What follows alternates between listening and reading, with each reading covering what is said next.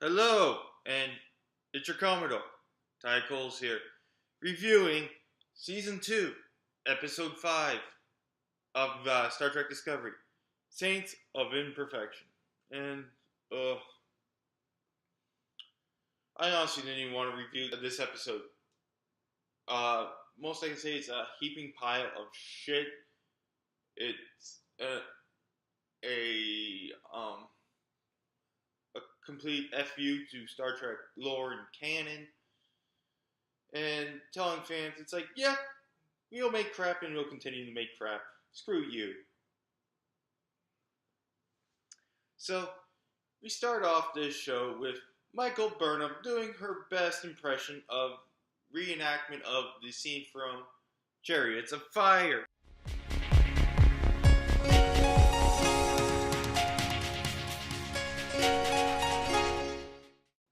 Dun, dun, dun. So, they're wondering, oh my god, Tilly's gone. Yes, we all know. We all watched last episode. And people thinking that this episode was going to build upon that, because that last episode was decent. You're in for a rude awakening when watching this steaming pile of crap. So then, we find Spock. Or, we find Spock, because they locate his shuttle. Then we have this line saying, it's raising shield and arming and weapons are hot. Shields are up and his weapons are hot, sir. If my memory serves me right, Trek Yards, if you watch this, can you confirm or deny what I'm about to say? Shuttles in the 23rd century did not have shields or weaponry.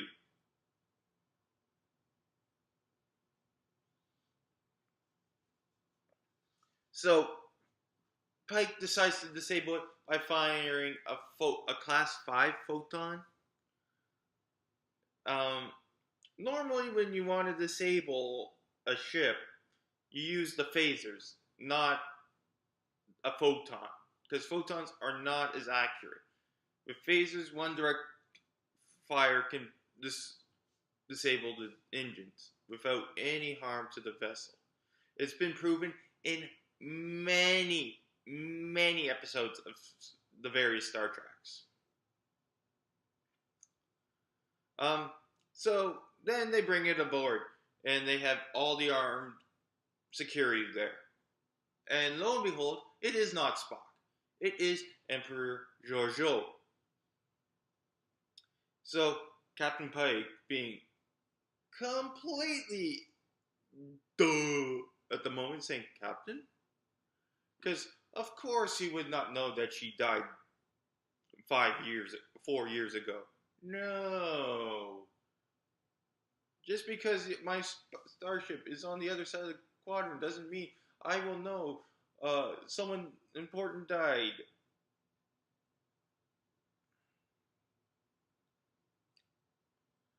It just makes Captain Pike look like an idiot at that moment. But Burnham refuses to lower the gun, and then you have that look on Pike's face. It's like, what the fuck are you doing? That's Captain Georgiou.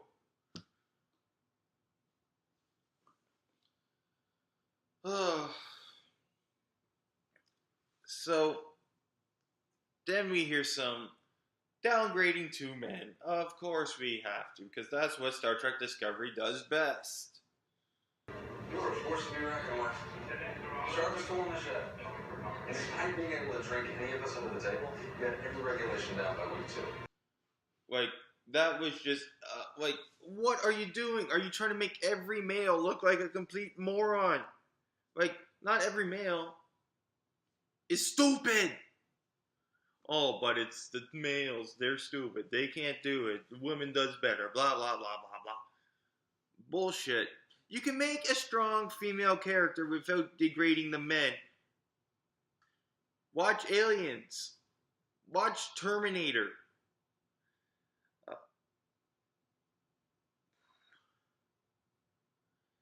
There's a few examples of strong female characters where you don't have to degrade the male character at all. But clearly the writers of Discovery don't see it like that. Oh, to make our females look good, we gotta demote all the males. Make them all look like idiots.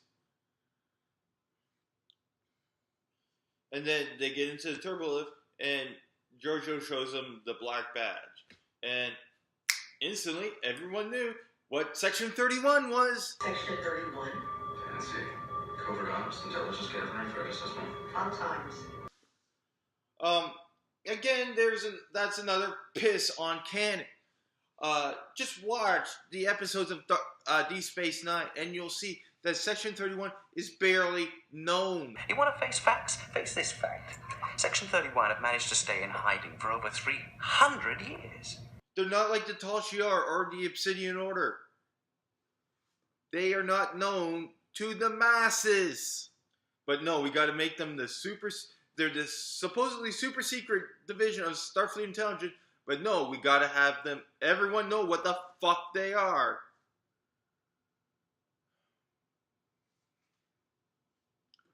Then we see Burnham go down to engineering, and the giant turd's still there, people. And it's a transporter. I think that this cocoon is an organic transporter. Just like ours, it breaks down matter in one place and then reassembles it completely intact in another. And if you didn't understand it the first time, they repeated it. Serial version of a transporter pad. Like, how stupid do they think we are? We don't need to be told over and over again what the object is. I think the way Stamets said it was clear enough. We didn't have Michael Burnham having to dumb it down for us to know what it was. And we see the Mycelial Network. These writers must be fans of Stranger Things, because it's almost identical to the Upside Down world in Stranger Things.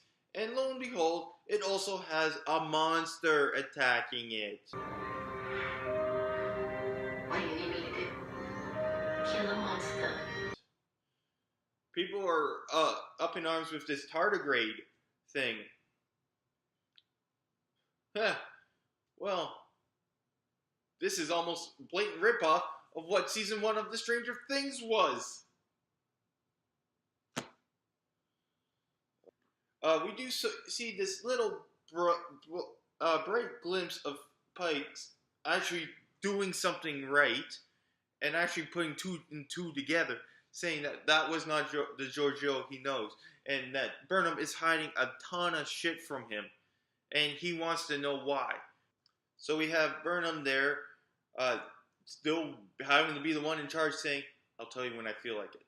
Honestly, if that was any other captain, be it Kirk, Picard, Sisko, Janeway, they would have ordered her to disclose it for the safety of the ship and crew. And if they still refuse, guess what? You're relieved of duty, because you're clearly not emotionally together to deal with this mission. But no, Pike had to be like, okay. So we could have had a great momentum swing with Pike now finally taking charge and being a captain that he's supposed to be. But no, we still have to make Burnham the top dog. And then, during that, like when Burnham and Tyler Volk, whatever the fuck you want to call him now, there's a couple things that really irritated me in this scene that took away from the conversation. First was Commander Nerd. What the hell is she on the ship? When we first were introduced to her, she was an engineer. It was stated in the first episode that Pike was bringing a science officer and an engineering officer with him. Captain Christopher Pike requests permission to come aboard. He has an engineer and science officer with him. And now in this episode, she is now security chief. Not sure if he does. Your captain takes a new babysitter. She's our new chief of security. Yes, we have seen people go from different departments. But why was she needed to become security chief when she was clearly an engineer? Where's the dialogue in that? Where is any notice? Oh, except just let's switch her position. Like, no one's going to know what happened. When it's streamed online and you can PVR it up here in Canada, you can revisit those scenes.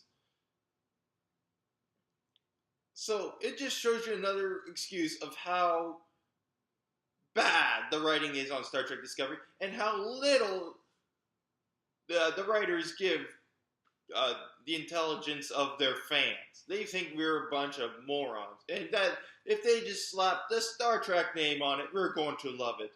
No, we are not. And another part of this, it's Kronos. It's always been called Kronos. It's not Konos. Where the fuck did they get that from? It's Kronos. I had to leave college.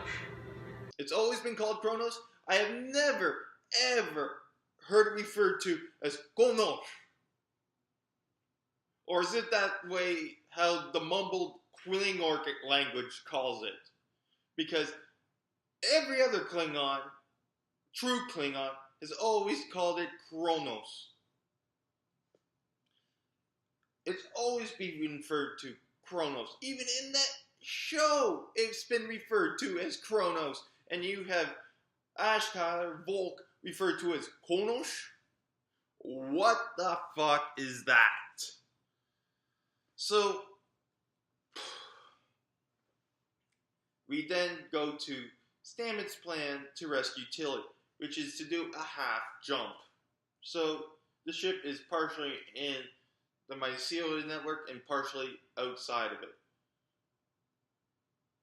And this was probably one of the poorest looking effects I have seen.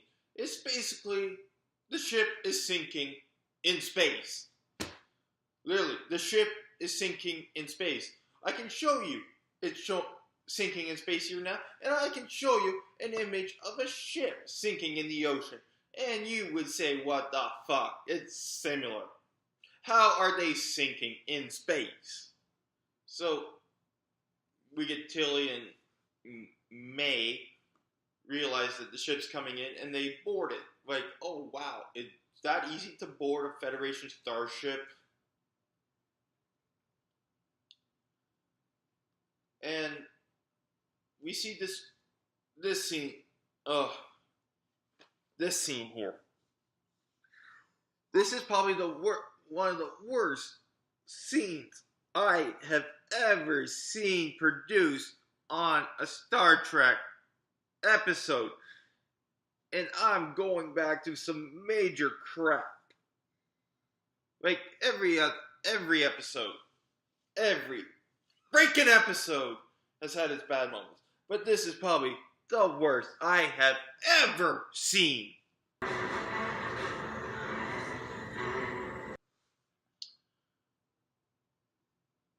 We have an armory in the middle of the hallway. Are you fucked? No special passwords, no keying in security access, nothing. It's just there for anyone to take. So if you get boarded, oh, why don't we arm the people as well? And then Tilly's line with this Type 3 phaser. Holding a Type 3 phaser rifle. It is more powerful and generally larger than the Type 1 or Type 2. No shit, it's more powerful than a Type 1 or a Type 2. A Type 1 is a handheld. Very concealable, very low power. Duh! Type 2 is your pistol's variant. More powerful than your Type 1. It's been established since the original series. And then your Type 3 is your rifle. It's your big kahuna. This is what you go into a major battle with. We don't need to be we don't have to be dressed down that we're that stupid. We know that a Type 3 is the most powerful phaser rifle. That's what it is. It's a phaser rifle. Of course. I am just flabbergasted on how bad that scene was. And not only that, then they have Fall In. And I'm not an army person, but I know the anti-trekker was. He was a part of the military police, and he explained what Fall In meant. And it does not mean get behind me. Why is Anti-Trekker so upset? Because that's not what fall in means!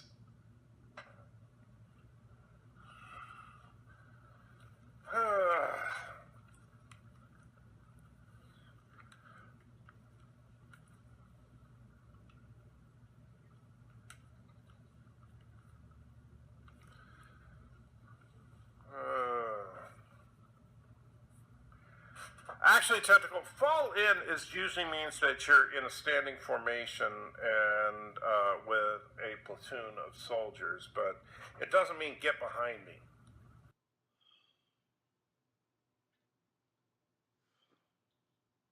So clearly, this is just the biggest insult I feel like I have ever seen in Star Trek. And like I said, I've seen some bad Star Trek before. But this just takes the cake.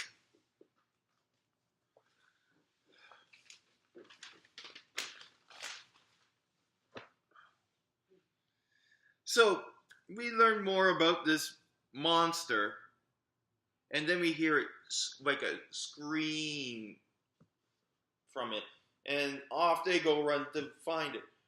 Me, when I first saw this episode, I was thinking, maybe it's Lorca, because you know he would definitely be that demonic to do something like that. If he couldn't destroy his own universe, he'll destroy someone else's universe. But no. Or it could have been some man of, like an evil tardigrade. It could have been anything. But no. What had it been? It was a scared and frightened Dr. Hugh Corbin. So, we see it's Dr. Colburn in the Mycelial Network is the monster that's been attacking them, despite no evidence to the contrary. And so, Burnham relays the message to the bridge because, of course, it has to be Michael Burnham because no one else is important enough to have a communicator that can go get through the interference than Michael. So the ship is continuing to sink. And at this point,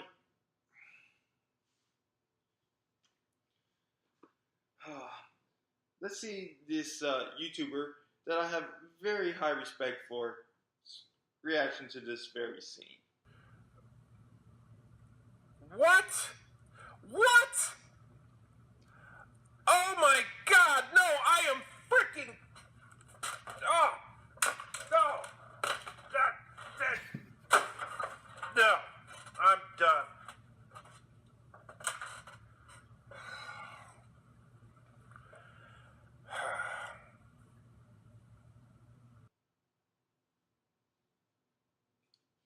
Yes. They use a freaking badge communicator. Transmitting on secure emergency channel. Control, do you read? What kind of communicator is that?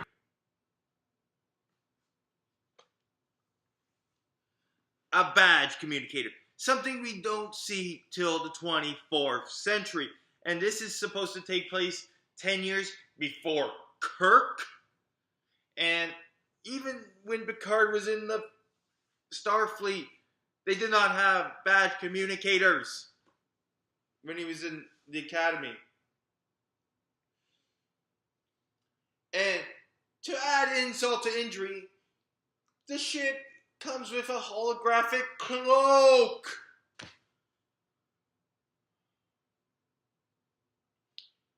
Is Section 31 technology so much more advanced, like 100 plus years more advanced than anything in Starfleet at this moment? And the stuff in Starfleet right now is already more advanced than the 24th century stuff that we see in Next Generation and Deep Space Nine and all that.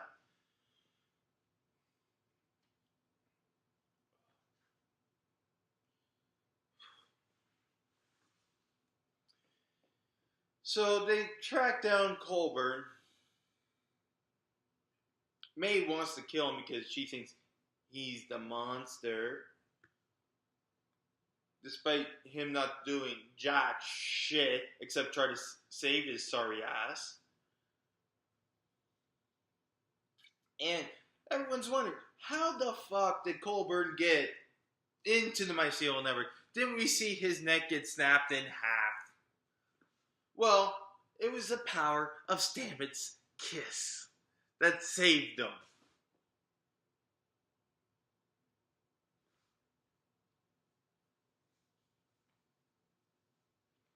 Ay, caramba.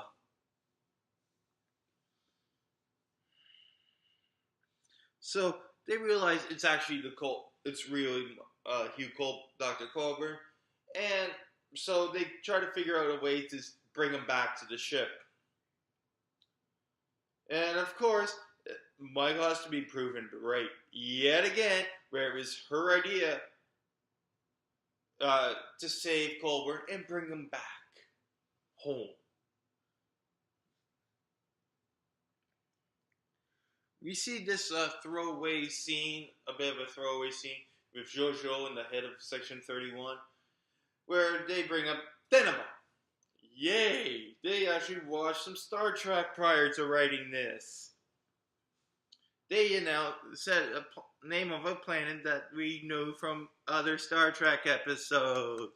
Yay! That makes them Star Trek. No. Then we see them hovering around the giant turd, and out pops Hugh, butt naked, of course. Because why bother transporting him over with some clothes on?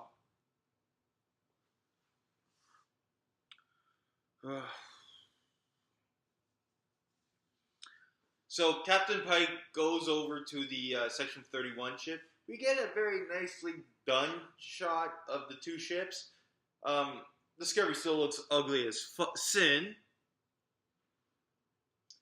And the Section 31 ship looks like a very advanced Romulan bird of prey.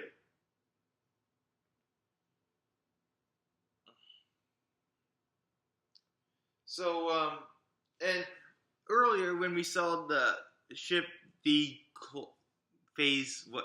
turn off the holometer, decloak, whatever the fuck you want to call it, we saw the engines being on actuators. And we don't see that. People were saying we don't see that until Voyager.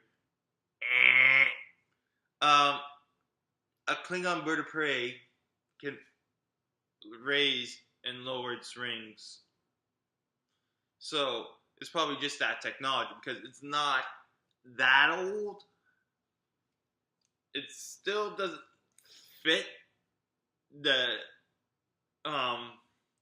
present time, like that era that they're in, because we don't know when the bird of prey had the movable wings. But at least it's not like 100 or so years between technologies with the comm badge and the holographic technology and the cloaking device and all. So with that one, that's the least offensive thing that they did during that scene. So, like I say, Pike beams over, and we get to see Admiral Commodore again. Is she the only admiral that is in Starfleet? Because, like, whenever we see an admiral, it's her. Well, main admiral. It's like, were all the other admirals killed off in the war or something? Or is she the only admiral that goes out away from the starbase or the headquarters?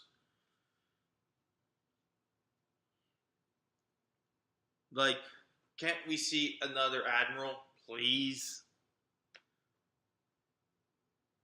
Like, in the original series, you saw multiple Commodores with at multiple star bases and commanding multiple ships. In Star Trek Next Generation, you had multiple admirals at different points. Same with Deep Space Nine, but yet this is the only admiral that can deliver information and be a part of missions and shit.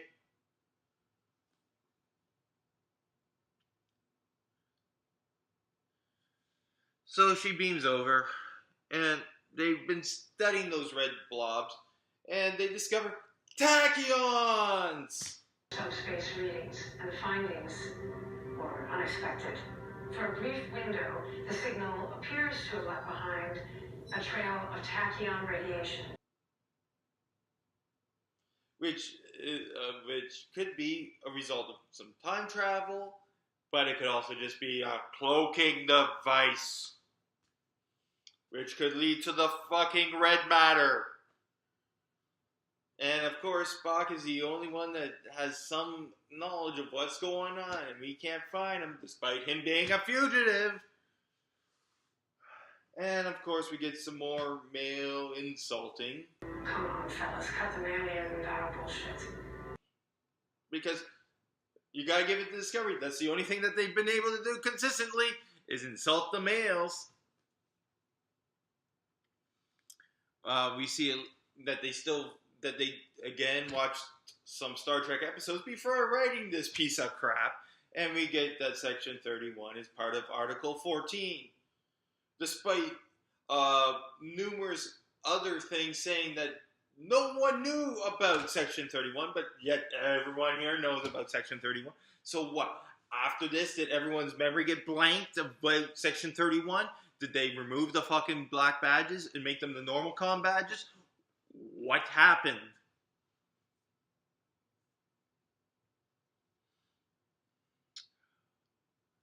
Then we have one more talk between Michael Burnham and Emperor Georgiou, where again Georgiou decides to attack the males, saying she wants to find Spock before a group of trigger-happy space cowboys show up. Which is a definite insult towards Kirk, because everyone loves Kirk, and we can't have that. Can we?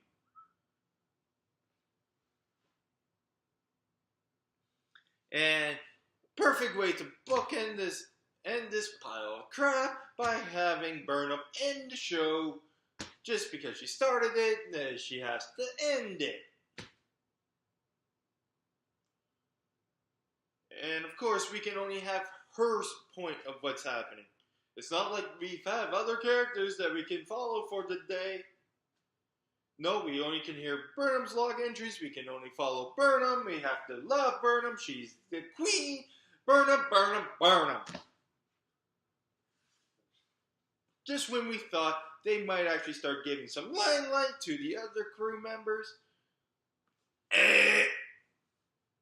has to be Burnham. So before I have a freaking heart attack because my blood pressure is going through the roof after watching this episode, I'm your Commodore, Ty Coles. Live long and prosper, people.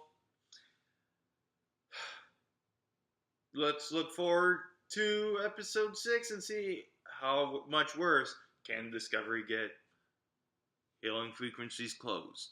Thank you for watching the video from Commodore Sigh. If you'd like to see more, please hit the like button, share, subscribe to the channel, and why not, when you're here, check out one of my other mini videos I've done. Live long and prosper. Hailing frequencies closed.